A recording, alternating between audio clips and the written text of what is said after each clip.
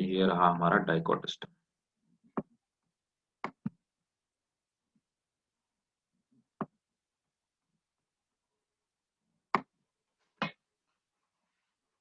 देखिए dicot stem में आप देखेंगे,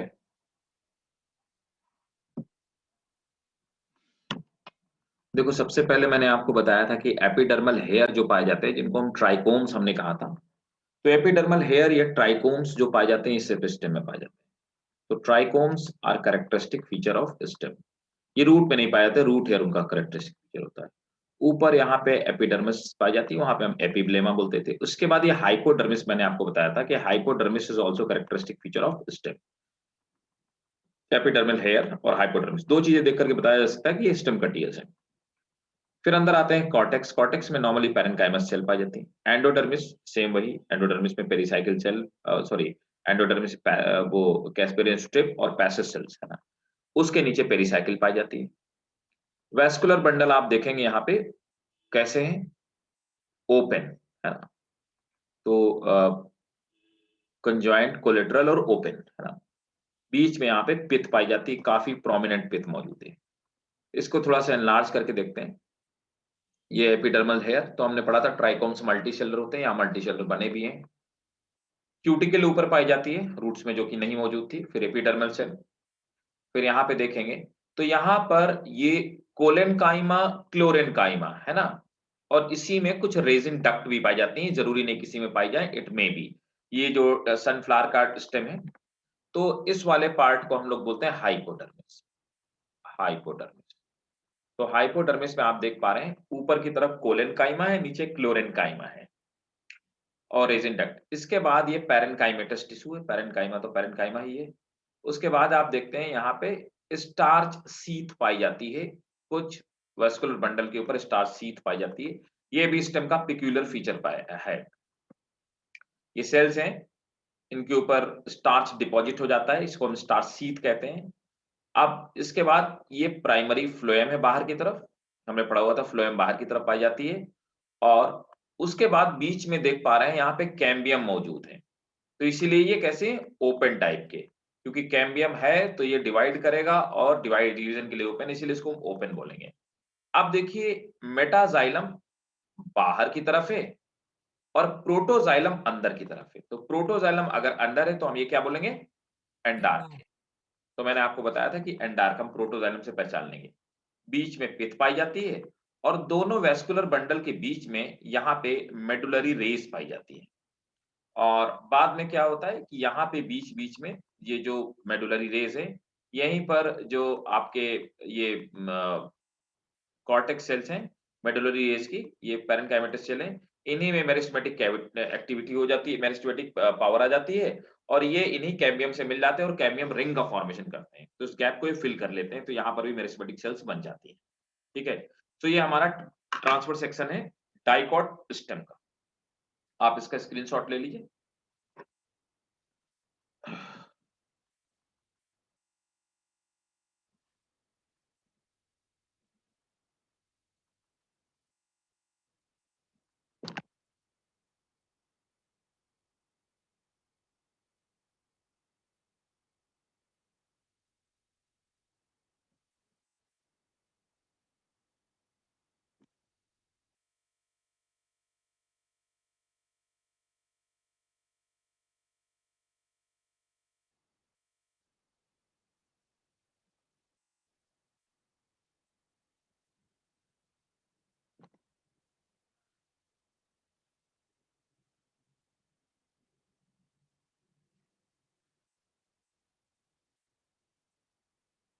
ले लिए स्क्रीनशॉट सबने, या कोई यस। नोट भी कर रहा है?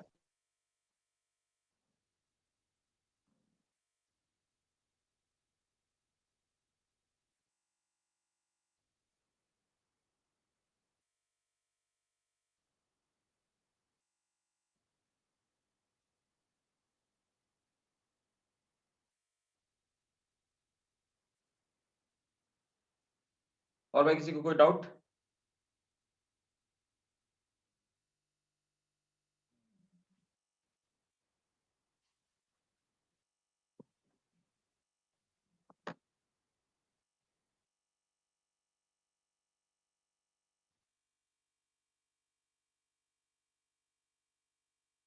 यहाँ पे नीचे एक पॉइंट लिख लीजिए,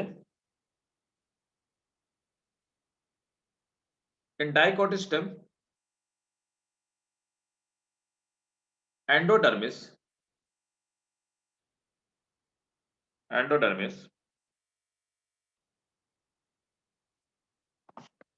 having starch grain, endodermis having starch grain, that's why it is also called starch sheath,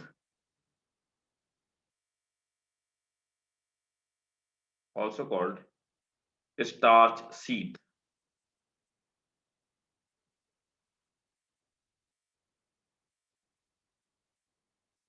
ठीक है,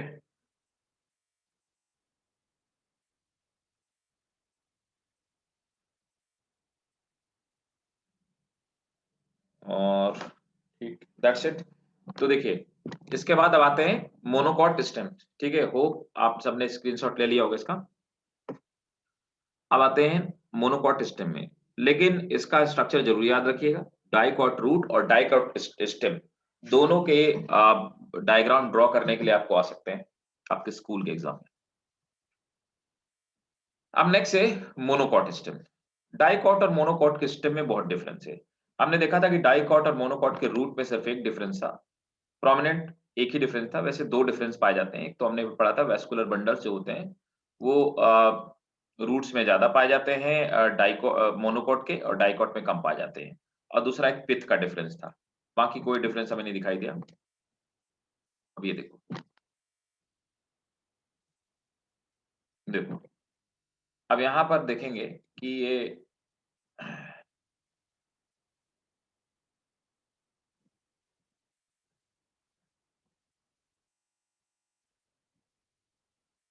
देखिए ये इसकी एक्सटर्नल लेयर है जिसको हम एपिडर्मिस बोलते हैं, उसके नीचे यहाँ पर हाइपोडर्मिस मौजूद है, और ये ग्राउंड टिश्यूज हैं जो पैरेन्काइमा के हैं, और बीच बीच में वेस्कुलर बंडल स्कैटर्ड है ना।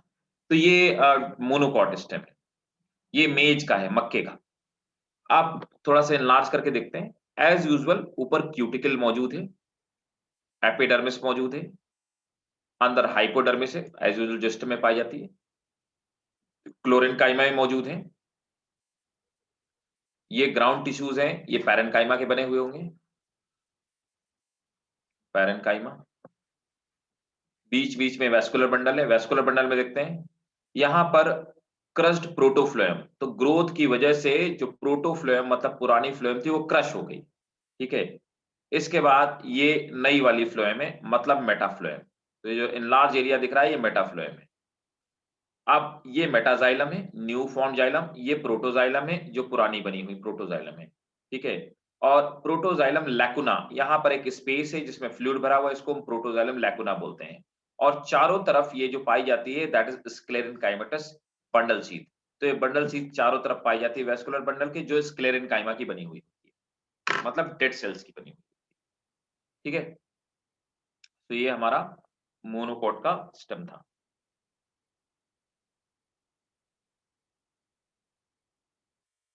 यहाँ पर आप देखो कहीं पे भी किसी भी तरह का ये कैम्बियम टिश्यू नहीं है, तो ये कैसे हैं, दे आर क्लोज्ड।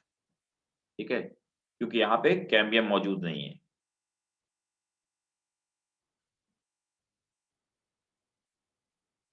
और जाइलम फ्लोएम एक साथ हैं तो कंजॉइंट है ना, क्लोज्ड है, कंजॉइंट है। और एक खास बात देखने लायक है, जो पेरीफेरी की तरफ है, बाहर की तरफ, दे आर स्मॉलर वन, यहाँ भी दिखाई दे रहा है, और जो सेंटर की वन तरफ है दे आर लार्जर वन। तो बाहर स्मॉलर है और अंदर की तरफ लार्जर वन है।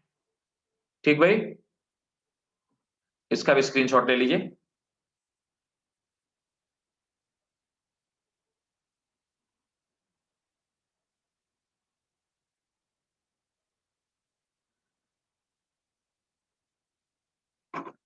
कोई डाउट किसी को इसमें?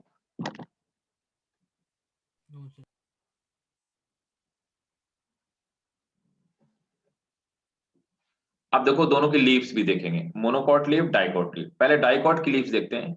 डाइकॉट की लीफ डॉर्सी वेंट्रल होती है, क्योंकि ये ऊपर और नीचे की जो इसकी एनाटॉमी होती है वो अलग अलग, डॉर्सल सरफेस की एनाटॉमी अलग होती है और वेंट्रल सरफेस की एनाटॉमी अलग होती है, इसीलिए इसको हम लोग डॉर्सी वेंट्रल लीफ बोलते हैं।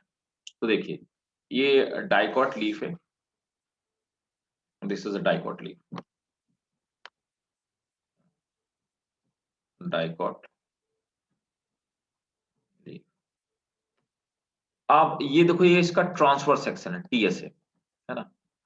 अब आप देखेंगे कि ये एडेक्सियल सरफेस है, मतलब अपर सरफेस, ठीक है।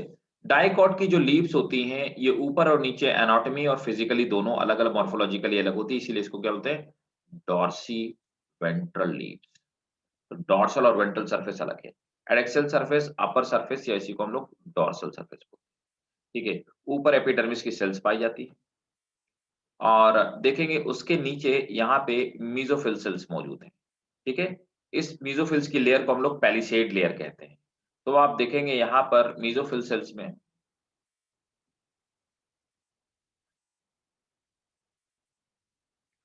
यहाँ पे ये मीजोफिल सेल्स है और ये क्या मौजूद है, दे आर क्लोरोप्लास्ट। यहाँ पे क्लोरोप्लास्ट मौजूद है, ये फोटोसिंथेसिस का काम करते हैं। इस पूरी लेयर को हम लोग पैलिसेड लेयर कहते हैं, ठीक है। और ये है क्या, एक तरह का अगर देखा जाए तो it's a type of chlorenchyma, ये है क्लोरेन काइमा, है ना। उसके बाद नीचे आप देखेंगे ये एयर कैविटीज हैं, यहाँ पे गैस भरी, उनको एयर कैविटीज बोलते हैं। स्पॉन्जी मेसोफिल सेल्स है।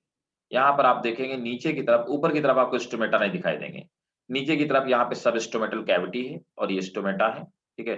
ये छेद इसको स्टोमा कहते हैं और नीचे वाली सर्कल को एबैक्सियल एपिडर्मिस बोलते हैं ना। एबैक्सियल जो सरफेस है दैट इज लोअर सरफेस, है ना। ये वेस्कुलर बंडल है, वेस्कुलर बंडल में ये फ्लोएम हो गया, ये जाइलम हो गया और ये बंडल शीथ सेल्स हो गई। तो बंडल शीथ सेल बाहर की तरफ पाई जाती हैं, जाइलम और फ्लोएम पाई जाती हैं, ठीक है। और आप देख पा रहे हैं ऊपर की तरफ पैलिसेड लेयर है, लेकिन नीचे की तरफ पैलिसेड लेयर नहीं पाती। नीचे की तरफ स्पॉन्जी मेसोफिल सेल्स मौजूद हैं, जिनमें जिनसे जो ट्रांसपिरेशन में हेल्प करती हैं। तो यहाँ पे वाटर गैस के फॉर्म में बीच बीच में भरता रहता है और ये बाहर स्टोमेटा से बाहर की तरफ निकलता रहता है। इसका भी स्क्रीनशॉट ले लीजिए और कोई डाउट हो पूछिए।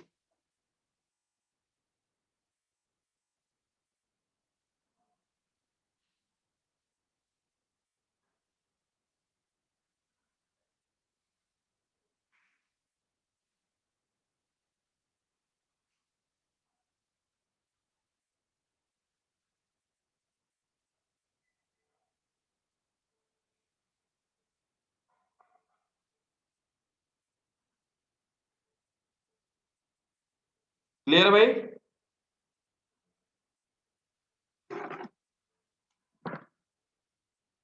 ले लिया स्क्रीनशॉट इसका भी? Yes. ठीक है, कोई डाउट हो पूछिए।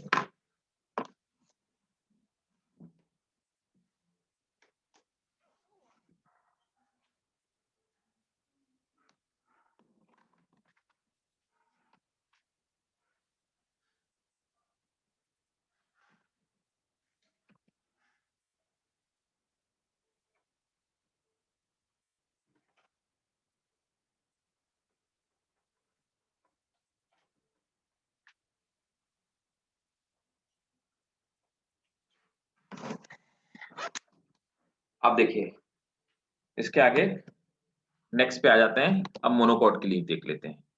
तो वो डॉर्सी वेंट्रल नहीं होती, आइसो बाइलेटरल होती है। रीजन ये कि वहां पे दोनों तरफ आप देखेंगे कि दोनों की एनाटॉमी सेम होती है, ऊपर और नीचे लीव्स दोनों तरफ से सिमिलर होती है। तो मोनोकॉट की लीव्स देखते हैं, मोनोकॉट, और वहां पे वेस्कुलर बंडल बहुत सारे पाए जाते हैं। यहाँ पे बीच में मिडरिब में वेस्कुलर बंडल बड़ा था और साइड में थोड़े थोड़े छोटे छोटे वेस्कुलर बंडल पाए जाते हैं। देखिए ये है मोनोकॉट लीफ, है ना, ग्रास का है, ठीक है। और ये कैसा है, ये दोनों तरफ सिमिलर है, इसीलिए इसको बोलते हैं आइसो बाइलैटरल, ठीक है, because it is similar at both of the end, है ना। तो मोनोकॉट की लीफ में देख लेते हैं, सिमिलर है, बाकी सब चीजें तो सिमिलर पाई जाएंगी। आप देखो यहाँ पर ऊपर की तरफ क्यूटिकल पाई जाती है, ठीक है, ये अपर एपिडर्मिस हो गई, सबस्टोमेटल कैविटी, मीजोफिल सेल्स, ऊपर भी मीजोफिल सेल मौजूद है और नीचे भी मीजोफिल सेल है, ठीक है। ये बंडल शीथ सेल है, जाइलम, फ्लोएम, लोअर एपिडर्मिस और ये स्टोमा। आप देखिए नीचे भी स्टोमा है और ये ऊपर भी स्टोमा है, ओपनिंग है ना, और ये गार्ड सेल लगी हुई है। यहाँ पर बीच में जो वेस्कुलर बंडल है, एक और खास बात है यहाँ पर देखिए, यहाँ पर ये इसकी मिडरिब है, बीच वाली, है ना। तो ये देखने लायक बात है, जो मिडरिब है, मिडरिब में यहाँ पे स्क्लेरेनकाइमा सेल मौजूद है, स्क्लेरेनकाइमा, ठीक है। और पैरेलल वेस्कुलर बंडल पाए जाते हैं, तो देखो पैरेलली, इसके पैरेलल एक चीज छोटा वेस्कुलर बंडल, साइड वाले छोटे होते हैं, बीच वाला बड़ा होता है, आपको पता है। और बीच में ये जो मिडरिब होती है, मिडरिब में स्क्लेरेनकाइमेटस सेल पाई जाती हैं, बाकी इनके ऊपर स्क्लेरेनकाइमेटस सेल्स नहीं पाई जाती हैं। आपने देखा होगा वहां पे स्क्लेरेनकाइमेटस सेल नहीं थी और यहाँ पे स्क्लेरेनकाइमेटस सेल मौजूद है। That is also a difference between the dicot and monocot leaves.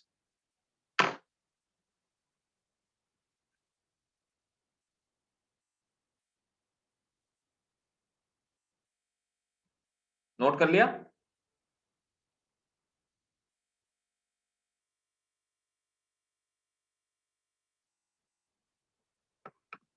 एक और खास बात, ये मैं हालांकि शायद बता भी चुका हूं आपको, कई बार क्या होता है कि इसके मिडरिप के साथ में बुलीफॉर्म सेल्स पाई जाती हैं, इस तरह से बुलीफॉर्म सेल्स।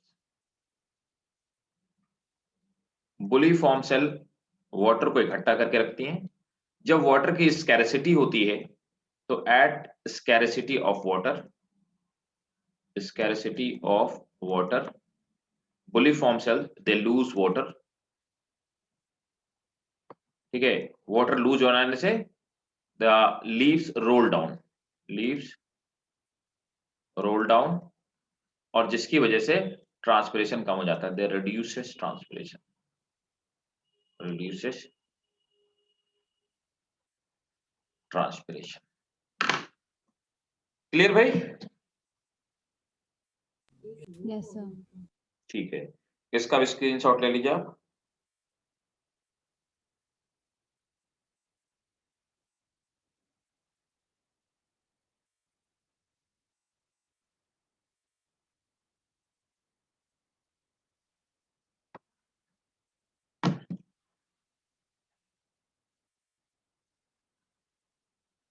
अब देख लेते हैं सेकेंडरी ग्रोथ कैसे होती है ना।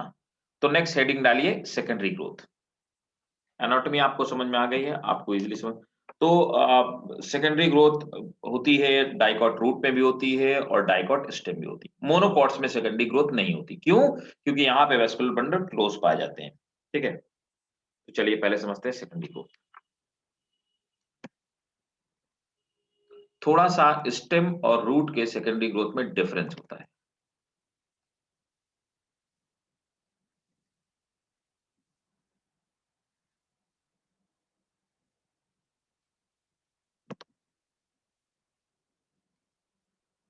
तो हेडिंग डालिए secondary growth in dicot stem. देखो स्टेप बाय स्टेप चीजों को समझते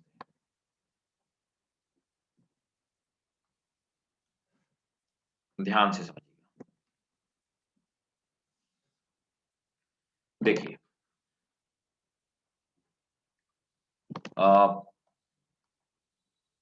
सबसे पहला यहां पे आ जाते हैं, तो सेकेंडरी ग्रोथ इन डाइकॉट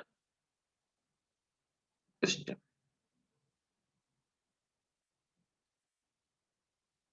देखो यहां पर क्या है कि ये वेस्कुलर बंडल ऐसे मौजूद है रिंग के फॉर्म में, बाहर एपिडर्मिस से, कॉर्टेक्स से। अब आप देख पा रहे हैं दोनों वेस्कुलर, इन सभी वेस्कुलर बंडल कैसे हैं? All vascular bundle are open. तो वेस्कुलर बंडल के बीच में, यहां पर जो वेस्कुलर बंडल्स हैं, इन वेस्कुलर बंडल के बीच में हमें पता है कि बाहर की तरफ प्राइमरी फ्लोएम मौजूद है ना, और अंदर की तरफ प्राइमरी जाइलम मौजूद है। देखिए, और जाइलम और फ्लोएम के बीच में हमने ये पढ़ा हुआ था, यहाँ पर एक कैम्बियम पाया जाता है, इसको हम बोलते हैं intra fascicular cambium. Fascicular cambium, इसको हम इंट्रा फैसिकुलर कैम्बियम कहते हैं। ऊपर की तरफ यहाँ पे प्राइमरी फ्लोएम मौजूद है और अंदर की तरफ प्राइमरी जाइलम मौजूद है। मतलब अगर डिवीजन होगा तो यहाँ पर ये इधर की तरफ ऐड करेगा सेकेंडरी फ्लोएम और इधर की तरफ ऐड करेगा सेकेंडरी जाइलम, है ना। तो होगा क्या कि सेकेंडरी जाइलम। अब देखिए क्या होगा कि जब ये इस तरह से ऐड ऑन करेगा तो प्राइमरी जाइलम अंदर की तरफ जाने लगेगी और प्राइमरी फ्लोएम जो होगी ये बाहर की तरफ आने लगेगी। अब देखिए, तो इससे पहले, इस डिवीजन से पहले होगा क्या कि आप देख पा रहे हैं इनके बीच में यहां पर कोई भी मेरिस्टेमेटिक टिश्यू नहीं है। ये किस तरह के टिश्यूज हैं? ये पैरेनकाइमेटस टिश्यू है ना, यहाँ पे पैरेनकाइमा मौजूद है। अब ये पैरेनकाइमेटस टिश्यूज जो होते हैं ये मेरिस्टेमेटिक हो जाते हैं और मेरिस्टेमेटिक होने के बाद इस रिंग को कंप्लीट कर लेते हैं। तो दो वैस्कुलर बंडल के बीच में, यहाँ पर दो वैस्कुलर बंडल के बीच में जहां पर परमानेंट टिश्यूज जब मेरिस्टेमेटिक हो गए तो इस ये जो कैम्बियम बना, कैम्बियम का फॉर्मेशन हुआ, इस कैम्बियम फॉर्म को हम लोग बोलेंगे इंटर फैसिकुलर कैम्बियम। तो इंटरफेसिकुलर कैम्बियम वो था जो दो वेस्कुलर बंडल के बीच में डेवलप हुआ। इंट्राफेसिकुलर कैम्बियम वो था जो अंदर की तरफ जो दो वेस्कुलर बंडल के बीच में मौजूद था पहले से। अब देखिए यहाँ पर इंट्राफेसिकुलर और इंटरफेसिकुलर कैम्बियम दोनों मिलकर के एक रिंग का फॉर्मेशन करते हैं। रिंग फॉर्मेशन करने के बाद एज यूजुअल जैसे मैंने आपको बताया कि डिवीजन स्टार्ट हुआ, और डिवीजन स्टार्ट होने के बाद क्या हुआ होगा, इस तरह से डिवीजन स्टार्ट हुआ होगा कि यहां पर बाहर की तरफ आ गया क्या, प्राइमरी फ्लोएम। उसके नीचे क्या आ गया, उसके नीचे इसने जो एड ऑन किया, ये एड ऑन किया सेकेंडरी फ्लोएम, है ना। और इस तरह से ये बीच में तो वैसे ये बीच में तो कैम्बियम अपना बना ही रहा, मेरिस्टेमेटिक बना ही रहा। अब अंदर की तरफ क्या एड ऑन किया होगा, अंदर की तरफ इसने एड ऑन किया यहां पर सेकेंडरी जाइलम, और ऑलरेडी जो पहले से मौजूद था यहाँ पर प्राइमरी फ्लोएम पहले से मौजूद था। प्राइमरी फ्लोएम अंदर की तरफ धंसता जाएगा, ठीक है। और इसके बीच के जो ये जो टिश्यूज हैं, जो पैरेनकाइमेटस टिश्यूज हैं, क्योंकि रिंग में मैंने इसके बीच में यहाँ पे पैरेनकाइमेटस टिश्यूज थे, तो ये जो पैरेनकाइमेटस टिश्यूज हैं, इन पैरेनकाइमेटस टिश्यूज को हमने कहा मेडुलरी रे, मेडुलरी रे कहा। तो इस तरह से ये बीच में मेडुलरी रेस का फॉर्मेशन हुआ। ये देखिए, अंदर की तरफ सेकेंडरी जाइलम का फॉर्मेशन हुआ और बाहर की तरफ सेकेंडरी फ्लोएम का फॉर्मेशन हुआ, और इस तरह से धीरे-धीरे ये बढ़ता जाएगा और होगा क्या आखिरी में होगा सबसे बीच में जाने के बाद प्राइमरी फ्लोएम जो होगा, प्राइमरी फ्लोएम जो होगा ये क्रश हो जाएगा और खत्म हो जाएगा, ठीक है। तो वाटर का कंडक्शन कौन करेगा? सेकेंडरी ग्रोथ होने के बाद प्राइमरी फ्लोएम क्रश हो जाएगा और ये मर जाएगा। तो वाटर का कंडक्शन कौन करेगा? जो सेकेंडरी जाइलम होगी वो सिर्फ वाटर का कंडक्शन करेगी, ठीक है। क्लियर है भाई? सर एक बार ये मेडुलरी रे वापस बता दीजिए। मेडुलरी रे भाई साहब, ये यहाँ पे बीच का जो पार्ट था, कुछ हिस्सा तो यहाँ पे आपका जो ये बन गया जाकर के इंटरफेसिकुलर कैम्बियम बन गया। उसके अलावा बीच में कॉर्टेक्स तो बचा। यस अब सर। ये बीच में जो कॉर्टेक्स बचा हुआ है, दोनों वेस्कुलर बंडल के इसके बीच में जो कॉर्टेक्स के सेल हैं, या यूं कहें कि जो पैरेन्काइमा के सेल हैं, उनको हमने क्या कहा? Medullary race. क्योंकि ये तो अंदर की तरफ ग्रोथ करते जाएंगे, ये अंदर की तरफ ग्रोथ करते आएंगे, इनके बीच में जो गैप्स बचेंगे, उन गैप्स में जो पैरेन्काइमेटस सेल है उनको हमने मेडुलरी रेस कहा। ओके सर, समझ गया। ये भी डिवाइड करते रहते हैं, तो अंदर की तरफ जो डिवाइड करेंगे उनको सेकेंडरी मेडुलरी कहेंगे, और पहले से जो मौजूद है उनको प्राइमरी मेडुलरी कहेंगे। यस। और भाई किसी को कोई डाउट?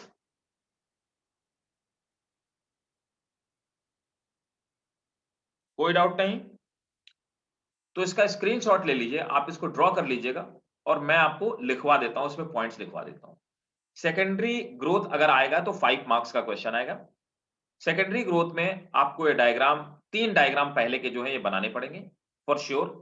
ये 3 डायग्राम आपको बनाने भी चाहिए। जो मैंने साइड में बना दिया अगर आप इसको बना देते हैं तो that will be the best thing. जिससे टीचर समझ जाएगा कि आपको सब बात समझ में आती है और बाकी आपको पॉइंट्स इसी बात को एक्सप्लेन भी करना पड़ेगा। ठीक है?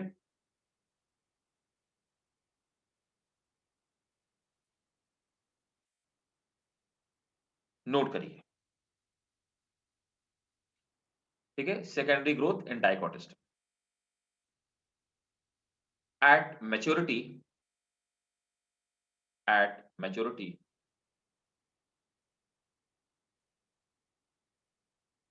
the parenchymatous cell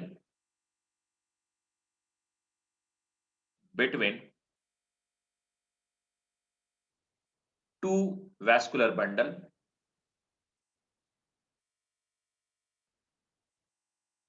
becomes meristematic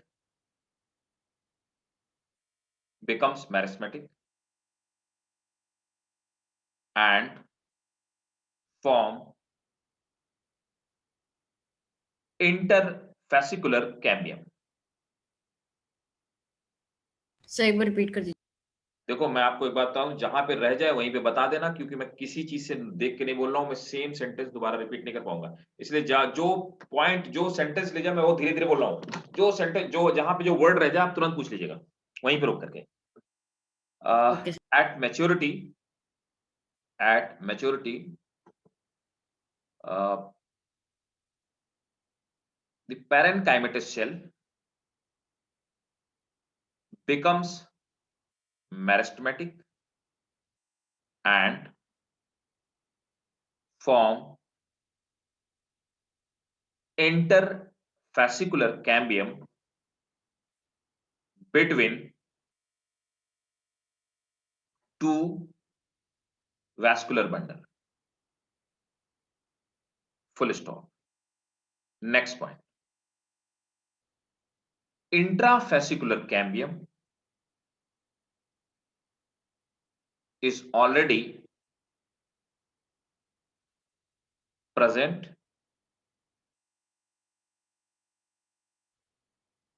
in these vascular bundle।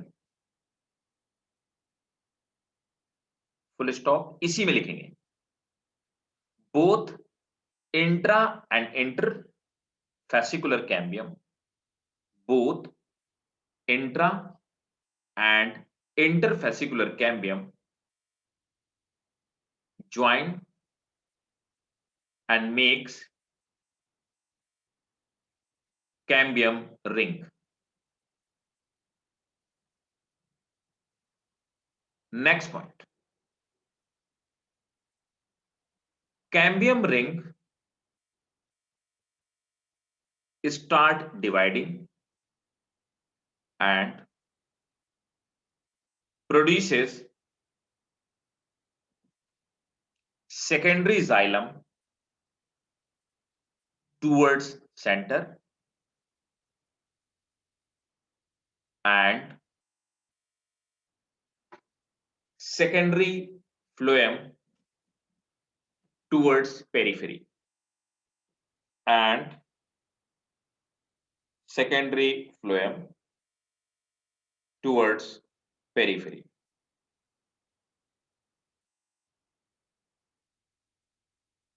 Full stop। Next point, secondary xylem pushes primary xylem towards center, comma, as there is no more space, as there is no more space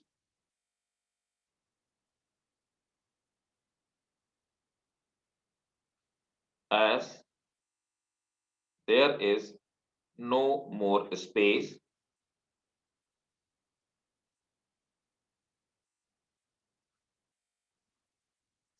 Primary xylem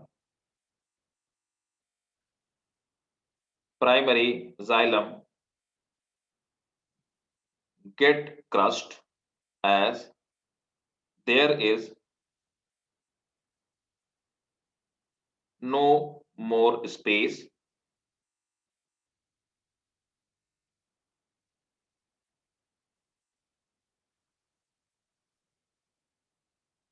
Primary xylem get crushed and resin,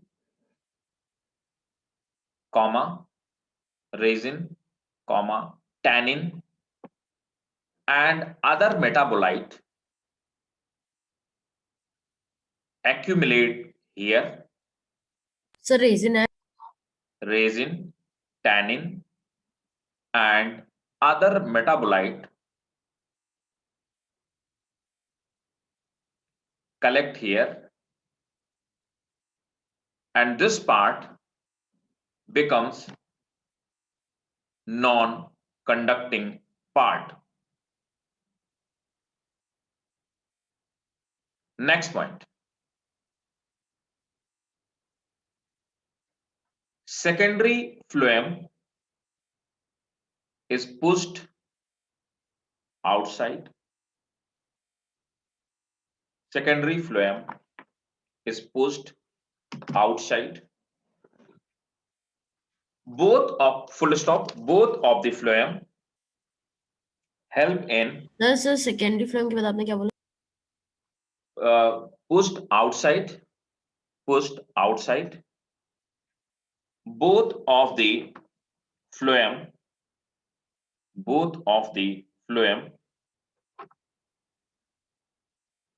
conduct food. Full stop. Last point. By this way,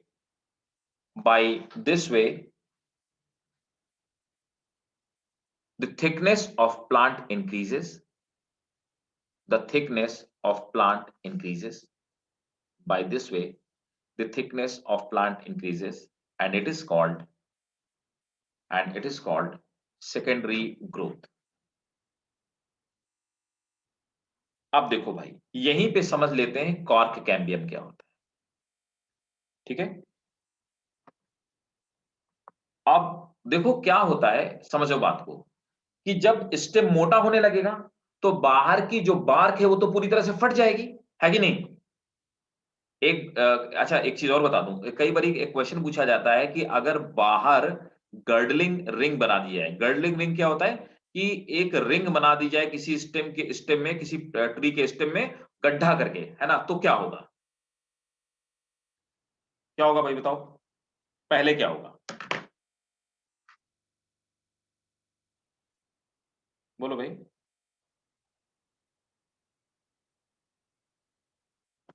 बोलो,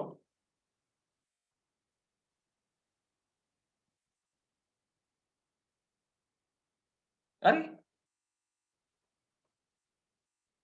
बोलो भाई, पहले क्या होगा, what will happen first.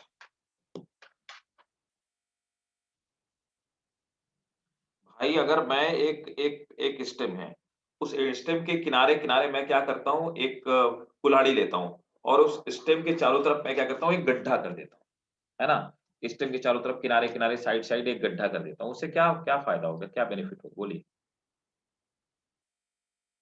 Simple सी बात है, ये मेरे पास एक स्टेम है मोटा सा, मैं उसमें किनारे किनारे ऐसे गोल गोल गड्ढा कर देता हूं, तो मैंने क्या किया, सेकेंडरी फ्लोएम उड़ा दी, फ्लोएम पूरी उड़ा दी, पहले सेकेंडरी फ्लोएम उड़ जाएगी और अंदर प्राइमरी फ्लोएम उड़ जाएगी। प्राइमरी फ्लोएम और सेकेंडरी फ्लोएम जब उड़ जाएगी तो ऊपर से नीचे की तरफ रूट की तरफ जाने वाला जो फूड होगा वो स्टॉप हो जाएगा, रूट पहले मरेगी। तो पहले रूट मरेगी, क्यों, रूट सबसे पहले, क्योंकि रूट को फूड नहीं मिलेगा, तो फूड की स्कैरिसिटी में पहले रूट मरेगी, उसके बाद शूट मरेगा। अगर एक क्वेश्चन पूछा जाए, इस क्वेश्चन का ये आंसर होगा कि गर्डलिंग कहने से पहले रूट की डेथ होगी, फिर शूट की डेथ होगी बात। ठीक है, अब देखिए, मतलब रूट में जो लिविंग सेल्स होंगे वो सब डेथ हो जाएंगे। अब देखो क्या है, तो मैं वो कह रहा था कि बाहर की तरफ स्टेम मोटा हो रहा है। ये वैसे ही है कि आप ये सोचिए कि ये मेरा पेन है और पेन के अंदर एक रिफिल पड़ी हुई। रिफिल क्या है? वैस्कुलर सिस्टम है। अब अगर ये रिफिल मोटी होने लगे, मोटी होती जाए, तो एक लिमिट के बाद ये पेन की जो वॉल्स है फट जाएंगी। क्यों? क्योंकि पेन की वॉल्स में तो ग्रोथ थोड़े ना हो रही है, वो तो अंदर की तरफ ग्रोथ हो रही है। तो पेन की जो वॉल्स है अंदर, ये पेन की बाहर की वॉल्स है, फट जाएंगी। वैसे ही जब वैस्कुलर बंडल ग्रो करेगा तो आउटर जो एपिडर्मल लेयर है, जो बाहर की पेरिफेरल लेयर है, जो इसकी बार्क है, जिसको हम बार्क कहते हैं, बार्क फट जाएगी। और इनफैक्ट आपने देखा होगा पुराने ट्री में बार्क फटी-फटी होती है, वो इसीलिए फटी-फटी होती है। तो अब क्या होता है, जो नए स्टेम्स होते हैं उनमें बार्क में भी ग्रोथ होती है। तो बार्क में ग्रोथ कैसी होती है? बार्क में ग्रोथ ऐसे होती है कि यहां पर क्या होता है बार्क में, तो आप समझिए यहां पर कॉर्टेक्स वाले पार्ट में, इनफैक्ट सेकेंडरी कॉर्टेक्स जो बाद में बने हुए हैं, तो सेकेंडरी कॉर्टेक्स वाले पार्ट में मेरिस्टेमेटिक टिश्यूज बन जाते हैं। मेरिस्टेमेटिक टिश्यूज, तो कुछ टिश्यूज, कुछ परमानेंट टिश्यू मेरिस्टेमेटिक टिश्यू में कन्वर्ट हो जाते हैं। उन टिश्यूज को हम लोग फेलोजन कहते हैं, या उन्हीं को हम बोलते हैं कार्क कैम्बियम। तो ये क्या है? Cork cambium. तो कॉर्क कैम्बियम का फॉर्मेशन हो जाता है।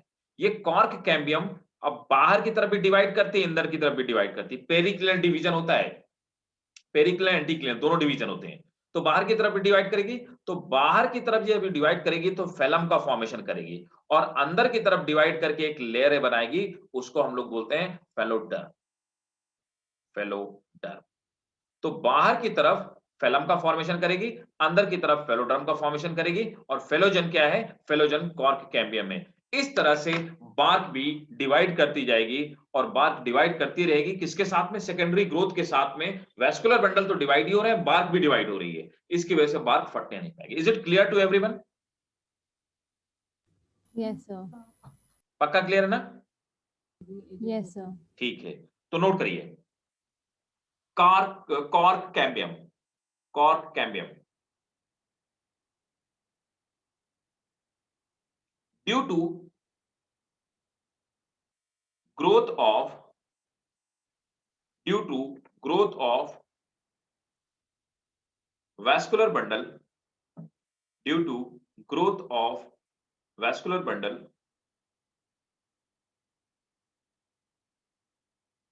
the bark may get rupture. Due to growth of vascular bundle, bark may get rupture. Hence,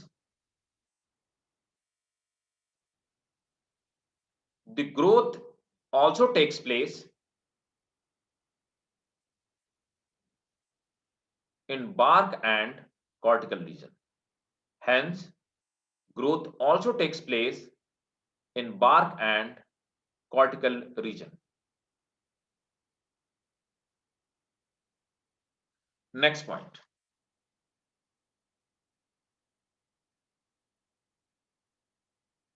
Some of the tissues, mainly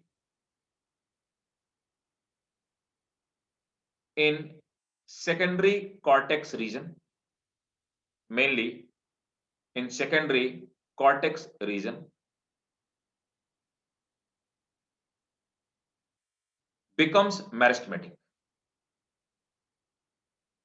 and form cork cambium. Full stop. The cork cambium, इसी में लिखेंगे, the cork cambium is also called, the cork cambium is also called phelogen. The cork cambium is also called phelogen. Full stop. Next point. Phelogen divide anticlinally and periclinally. Phelogen divide anticlinally and periclinally. Phelogen divide anticlinally and periclinally. By this way, it form outer layer called phloem. By this way, it form the outer layer phloem, and the inner layer called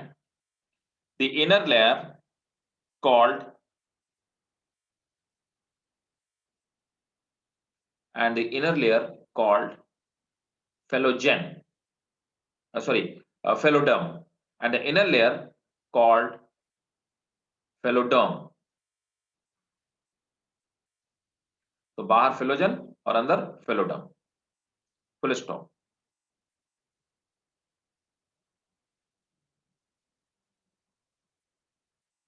note करेंगे. Finally, next point है, finally the outer layer dies and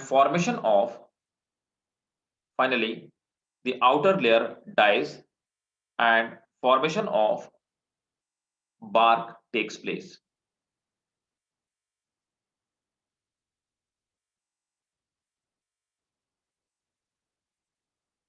ठीक है, तो ये हो गया हमारा cork cambium. Clear भाई सबको, कोई डाउट तो नहीं? ठीक. तो अब एक चीज और देख लेते हैं, स्प्रिंग वुड और अच्छा हाँ, एक चीज और पहले मैं बता दूं, फिर स्प्रिंग वुड और हार्ड, वो क्या बोलते हैं, autumn would, soft wood, hard would, उसकी भी बात करते हैं. तो समझिए बात को. तो सेकेंडरी ग्रोथ आपको समझ में आ गया और कॉर्क कैम्बियम भी समझ में आ गया. कॉर्क कैम्बियम अगर आपसे पूछा जाएगा तो स्कूल में पूछा जाएगा 3 मार्क्स में. अब मुझे दिखाना आपको secondary growth in dicot root. I think NCERT में शायद डायग्राम नहीं दिया गया क्या? ठीक है, देखो सेकेंडरी ग्रोथ इन रूट है ना, तो हेडिंग डाल लीजिए सेकेंडरी ग्रोथ इन रूट. दोनों में सेकेंडरी ग्रोथ सेम होती है, थोड़ा डिफरेंस होता है. देखो ये है सेकेंडरी ग्रोथ इन रूट है ना, secondary growth in fact in dicot root. देखो बात, अब डाइकोट रूट पे हमने देखा था कि वेस्कुलर बंडल रेडियल पाए जाते हैं, है ना. तो यहां पर आप देखेंगे कि कैम्बियम पहले से मौजूद है. कहां पे? प्राइमरी फ्लोएम में अंदर साइड. हमने पढ़ा था कि प्राइमरी फ्लोएम में अंदर के साइड कैम्बियम पहले से मौजूद है. लेकिन यहां पे पीछे के जो टिश्यूज है, मैंने आपको बताया था कि यहां पे जो टिश्यूज पाए जाते हैं वो बाद में मेरिस्टेमेटिक हो जाते हैं और मेरिस्टेमेटिक होकर के कैम्बियम रिंग का फॉर्मेशन करते हैं. तो आप देखिए यहां पर जो टिश्यूज जाइलम के जो पीछे की तरफ टिश्यूज पाए जाते हैं, तो ये जाइलम के टिश्यू पीछे की तरफ वाले जो टिश्यूज ये मेरिस्टेमेटिक हो जाते हैं और इस तरह से ये कैम्बियम रिंग का फॉर्मेशन करते हैं. तो यहां पर आप देखेंगे ये जो कैम्बियम रिंग पाए जाते हैं, this is called wavy cambium ring. अब देखो डाइकॉट स्टेम में जो स्टेम में रिंग पड़ती है वो पूरी गोल होती है, लेकिन यहाँ पे वेवी कैम्बियम रिंग का फॉर्मेशन होता है. यही डिफरेंस है दोनों में. बाकी rest of the things are same. ये अंदर की तरफ वही जाइलम कट करेंगे, बाहर की तरफ फ्लोएम कट करेंगे. यही इनका फंक्शन होता है. प्राइमरी फ्लोएम बाहर चला जाएगा, प्राइमरी जाइलम अंदर की तरफ चली आएंगे.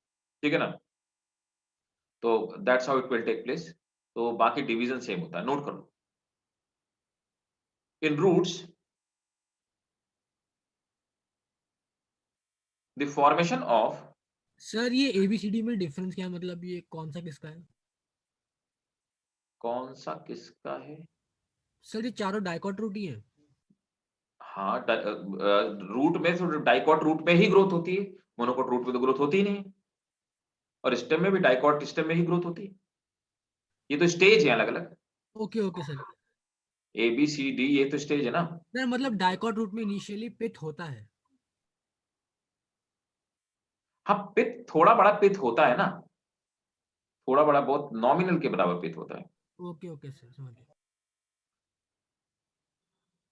देखो हाँ, तो मैं लिखवा रहा था the secondary growth in dicot root is similar to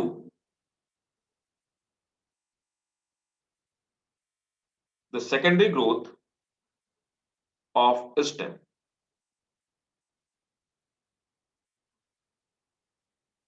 The only difference is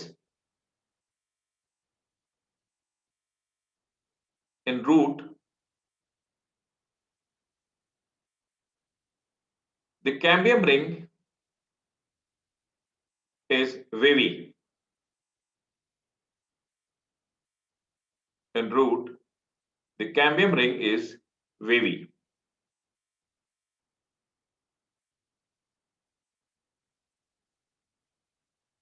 ठीक है, यही दोनों डिफरेंस है।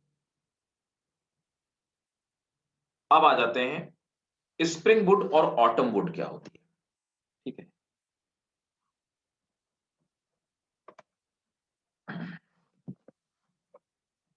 अब समझो बात, हटा देता हूं, पहले स्क्रीनशॉट ले लिया इसका। Yes sir.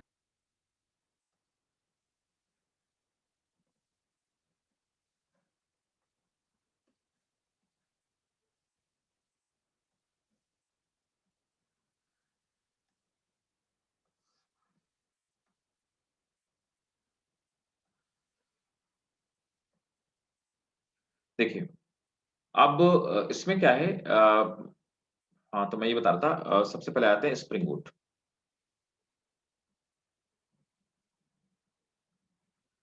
देखो स्प्रिंग वुड क्या होता है, स्प्रिंग सीजन में क्या होता है, यहां पे हाई टेम्परेचर होता है। तो हाई टेम्परेचर होने की वजह से रेट ऑफ ट्रांसपिरेशन हाई होगी, रेट ऑफ ट्रांसपिरेशन हाई होगी। हाई रेट ऑफ ट्रांसपिरेशन होने की वजह से अब क्या होगा, जो नई फ्लोएम बनेगी, न्यू जाइलम बनेगी, new xylem, they will have wide lumen. तो इनकी ल्यूमेन वाइड होगी, मतलब कि पोर्स बड़े बड़े होंगे।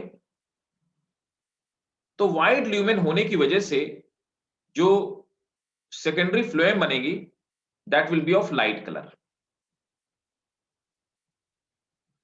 तो लाइट कलर फ्लोएम का फॉर्मेशन होगा, है ना। फ्लोएम लाइट कलर की होगी और it will have low density, क्योंकि छेद ज्यादा होंगे, पोर्स ज्यादा होंगे, तो डेंसिटी कम होगी। इसको हम लोग क्या बोलते हैं, स्प्रिंग वुड कहते हैं, स्प्रिंग वुड।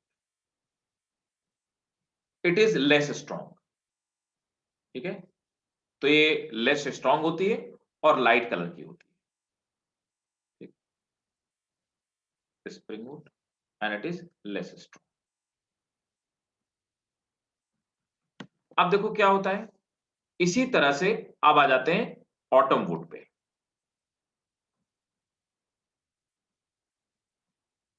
अब क्या होगा, लो टेम्परेचर होता ऑटम में, लो टेम्परेचर।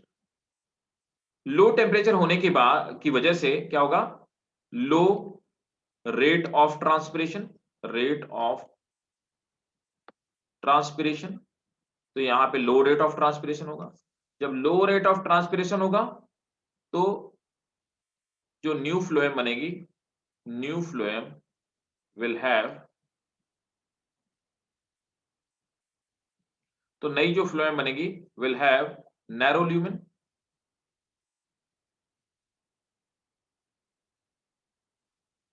नैरो ल्यूमेन, इसकी ल्यूमेन नैरो होगी। जब ल्यूमेन नैरो होगी सो उससे क्या होगा, dark colour would be form, dark colour would will be formed. Dark colour की वुड बनेगी। डेंसिटी कैसी होगी, हाई डेंसिटी होगी, क्योंकि जो पोर्स होंगे वो छोटे छोटे होंगे, है ना। इसको हम लोग क्या बोलेंगे, इसे हम लोग ऑटम वुड कहेंगे, ठीक है। और it will be more strong, तो ज्यादा स्ट्रॉन्ग होगा। तो this is the spring would and autumn would, समझ में आ गया। Yes sir. अब देखो इंडिया जैसे कंट्री में जहां पे सीजन चेंज होते हैं, तो वहां पर क्या होगा कि भाई एक साल में 2 रिंग बनेगी, एक पहले बनी क्या, ऑटम वुड जिसकी डेंसिटी हाई हो गई, ठीक है ना, और उसके बाद क्या बनेगी, स्प्रिंग वुड, है ना। तो ऑटम वुड और फिर स्प्रिंग वुड, है ना। तो इस तरह से पहले ऑटम वुड बन गई और फिर ये स्प्रिंग वुड बन गई। इसके बाद फिर क्या हुआ, फिर अगली बार सीजन आया। फिर जब अगली बार सीजन आएगा तो फिर क्या होगा, सबसे पहले क्या बनेगी, एक इस तरह से ऑटम वुड और फिर उसके बाद स्प्रिंग वुड। इसीलिए यहाँ पर हम लोग लकड़ियां देखते हैं तो उसमें हमको रिंग रिंग दिखाई देती है, ठीक है ना। अब क्या करते हैं, हम रिंग काउंट कर लेते हैं, स्प्रिंग वुड डार्क रिंग और लाइट रिंग। तो एक डार्क रिंग और एक राइट, ये जो लाइट रिंग होती है, तो डार्क रिंग और लाइट रिंग इसको मिला करके होता है 1 ईयर, ठीक है। तो इस तरह से हम ये रिंग काउंट करके, तो ये सेकंड ईयर की होगी, है ना। तो इस तरह से हम रिंग काउंट करके हम ये बता सकते हैं कि इसकी एज कितनी होगी। सो इस तरह से इनको हम लोग बोलते हैं ग्रोथ रिंग्स। तो ग्रोथ रिंग काउंट करके किसी भी प्लांट की एज बताने की जो टेक्निक होती है, this process by counting, telling the age by counting the growth ring, this is called dendrochronology. Dendrochronology.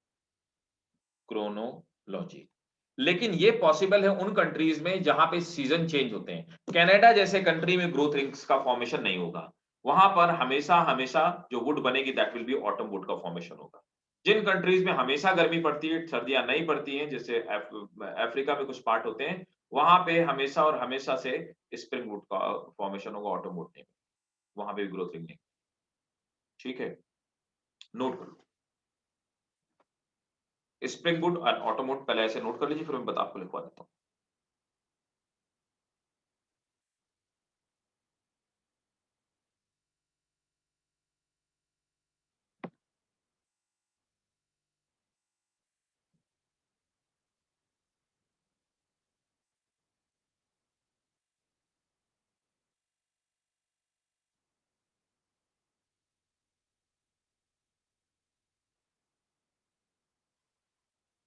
Note करके मुझे बताइएगा।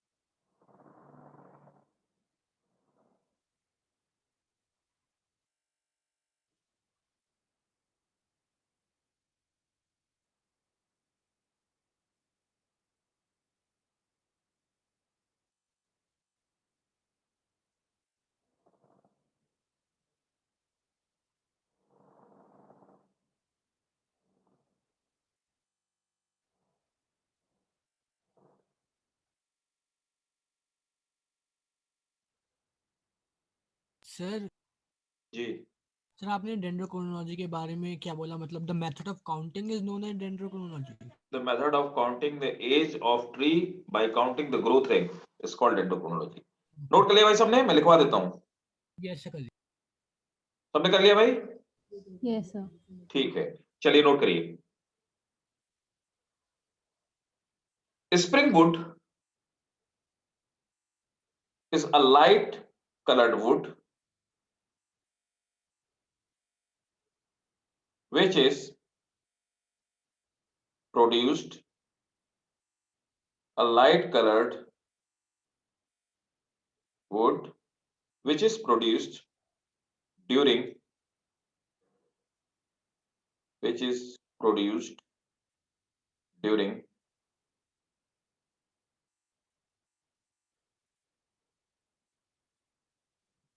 spring season, full stop, because of high temperature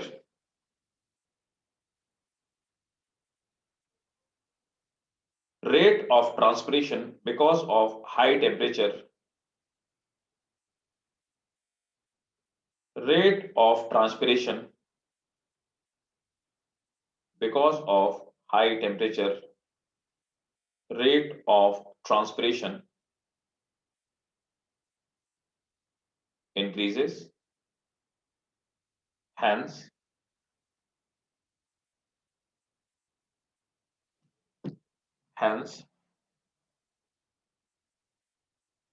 the new xylem have wide lumen, full stop.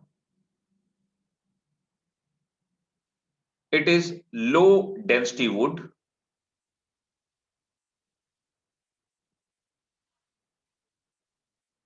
which is lighter in color. It is low density wood which is lighter in color and which is lighter in color and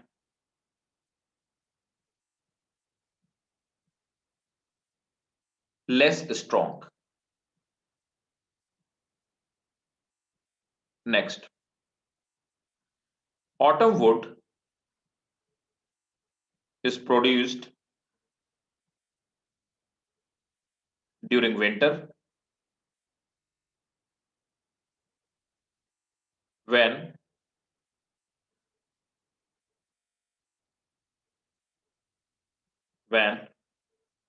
sir एक बार शुरू से repeat कर दीजिए ये वाला। autumn wood is produced during winter when temperature is low,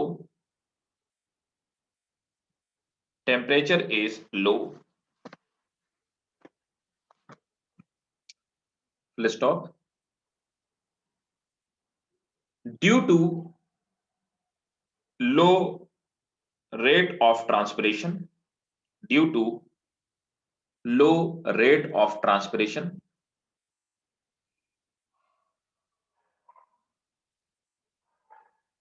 narrow lumen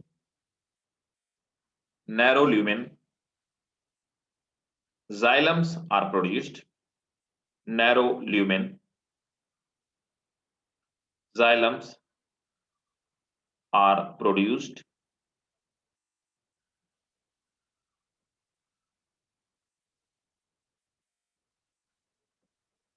full stop. It have high density, comma, darker in color and more strong.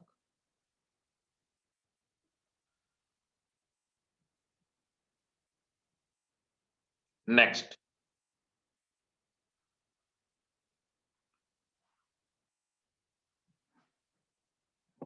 in the country like India,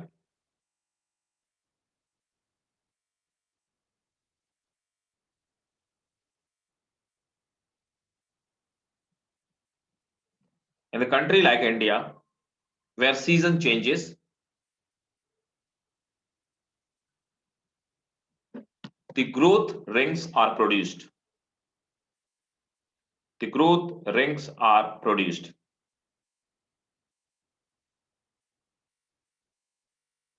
Full stop.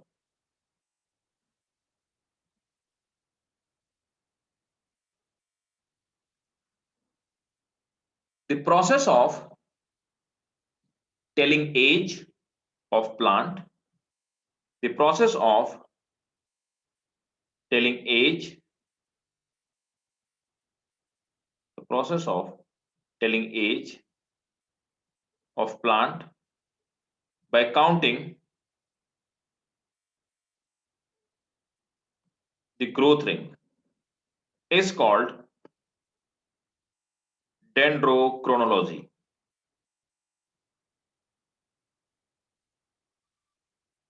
Full stop.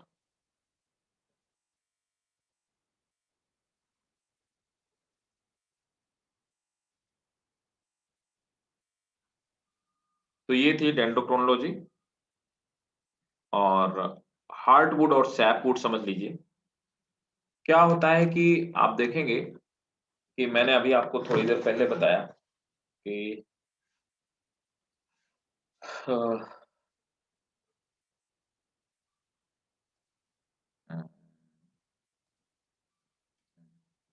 मैंने आपको बताया कि जब secondary growth होती है तो अंदर की तरफ जो जाइलम वाला पार्ट होता है, सेकेंडरी जाइलम वाला जो पार्ट होता है, वो प्राइमरी जाइलम जो होती है वो अंदर की तरफ क्रश हो जाती है। और क्रश होने के बाद धीरे धीरे उसके अंदर क्रश होती जाती है और क्रश होने के बाद अंदर की तरफ धीरे धीरे उसमें टैनिन, रेजिन ये सब प्रोड्यूस होने लगती हैं। और ये टैनिन, रेजिन इसमें इकट्ठा होने लगती है और ये पार्ट क्या करता है कि धीरे धीरे इसमें इकट्ठा हो जाता है। टैनिन मैं लिख देता हूँ, टैनिन मैंने आपको बताया, टैनिन इकट्ठा हो जाएगा और रेजिन इकट्ठा हो जाएगा, ऑयल इकट्ठा हो जाएगा, गम इकट्ठा हो जाएगा। ठीक है, ये सब इकट्ठा हो जाते हैं जिसकी वजह से ये वाला पार्ट डेड हो जाता है। डेड होने के बाद मतलब डेड डेड तो पहले ही था, नॉन कंडक्टिंग हो जाता है, तो फंक्शनली डेड हो जाता है, नॉन कंडक्टिंग हो जाता है and it becomes only mechanical part, mechanical part. और ये स्ट्रॉन्ग हो जाता है। इस पार्ट को हम लोग कहते हैं हार्डवुड, हार्डवुड। ठीक है, और बाहर की तरफ वाला जो पार्ट होता है, ये वाला पार्ट जो होता है इसको हम लोग बोलते हैं सैपवुड। ठीक है, इसमें मेनली सैपवुड बोलने के पीछे रीजन क्या है कि इसमें देखिए पेरिफेरल रीजन पे, बाहर वाले रीजन पे क्या होता है, यहाँ पर आउटर रीजन पे फ्लोएम मौजूद होती है, फ्लोएम प्लस सेकेंडरी जाइलम मौजूद होती है ना। तो ये वाला जो पार्ट होता है this is also light in colour, ये भी लाइट कलर का होता है, अंदर वाला तो बिल्कुल डार्क कलर का होता है, तो लाइट कलर का होता है और इट इज लेस स्ट्रॉन्ग। ठीक है, ये लेस स्ट्रॉन्ग होता है, तो that is the sapwood and hardwood. ठीक है,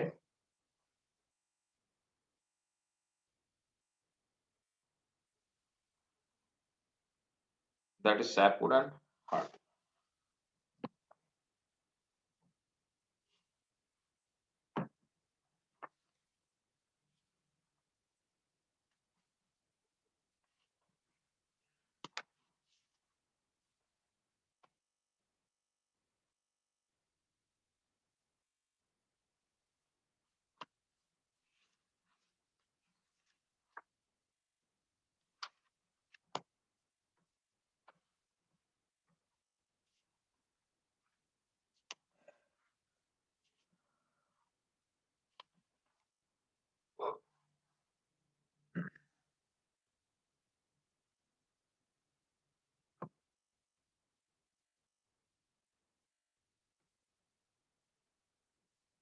नोट कर लिया?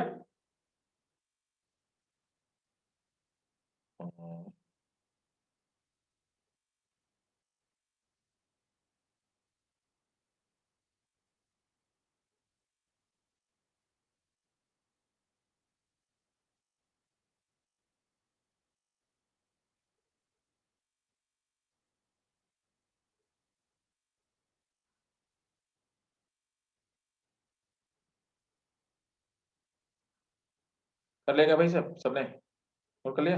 Yes, sir. ठीक है, एक चीज और।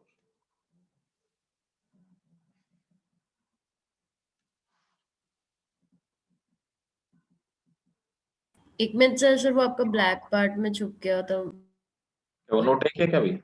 एक मिनट से वो एक वर्ड ऊपर था जो लिखा हुआ था वो लिख यस सर डन।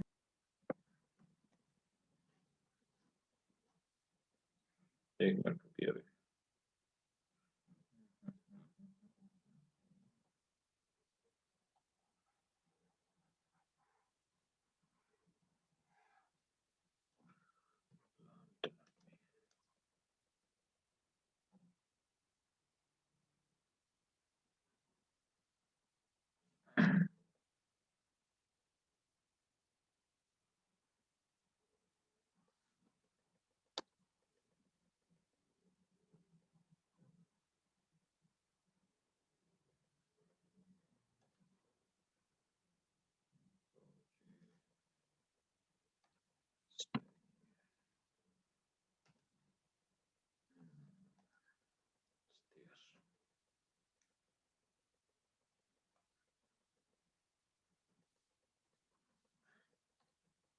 देखो एडिशनली एक चीज और बता देता हूँ, ये स्ट्रक्चर है हाइडाथोट्स का, है ना, हाइडाथोट्स का। मैंने आपको गटेशन बताया हुआ था याद है ट्रांसपिरेशन में, है ना। तो ट्रांसपिरेशन में जो हमने गटेशन पढ़ा हुआ था, तो गटेशन में ये जो प्लांट के मार्जिन में आखिरी जो पोर्स होते हैं एनाटॉमिकली, इनको हम हाइडाथोट्स बोलते हैं। ये इसमें गार्ड सेल हो गई। लास्ट में ये एपिथेन पाया जाता है, they are loose parenchyma tissue, loose parenchyma tissues. और ये ट्रैकीट पाई जाती है, ये जाइलम प्लस फ्लोएम है ना। और इस तरह के स्ट्रक्चर को हम हाइडाथोट्स बोलते हैं। एडिशनल एक और स्ट्रक्चर था, हालांकि हम लोग पढ़ चुके हैं इसको ट्रांसलेशन में, फिर भी मैंने सोचा एक बार बता देता हूँ। So this was the second last chapter. अब हमारा एक ही चैप्टर बचा हुआ है, जो कि बहुत बड़ा चैप्टर नहीं है, स्ट्रक्चरल ऑर्गेनाइजेशन इन एनिमल्स, जिसको हम एनिमल एनाटॉमी बोलते हैं। प्लांट एनाटॉमी हमारा खत्म हो गया। एनिमल एनाटॉमी बहुत ज्यादा बड़ा चैप्टर नहीं है। उसमें कॉकरोच तो देखो वैसे मैं पढ़ाऊंगा ही, because sometime it comes in NEET, और मे भी हो सकता है किसी किसी के आपके फ्रॉग किसी के सिलेबस में नहीं होगा। और कॉकरोच, अर्थवॉर्म है क्या किसी के सिलेबस में? बताएं भाई, अर्थवॉर्म किसी के स्कूल में है क्या? No, sir. ठीक है, बाकी एनालिडा में तो हमने पढ़ा ही हुआ था। तो मैं कॉकरोच आपको पढ़ा दूंगा, और साथ में जितने टाइप के एनिमल टिश्यूज पाए जाते हैं। So most probably 3 more classes and हमारा सिलेबस कंप्लीट हो जाएगा। ठीक है, तो नेक्स्ट क्लास में हम लोग स्टार्ट करेंगे एनिमल एनाटॉमी। ठीक, कोई डाउट हो बताइए किसी को। मोबाइल किसके पास है रे? क्यों? डन? कोई डाउट किसी को? कोई डाउट नहीं? ठीक है, तो मिलते हैं नेक्स्ट क्लास में and will by start. Sir, thank you. Thank you bye, sir. Welcome. Thank you, sir. Bye, bye sir. Bye, good night all of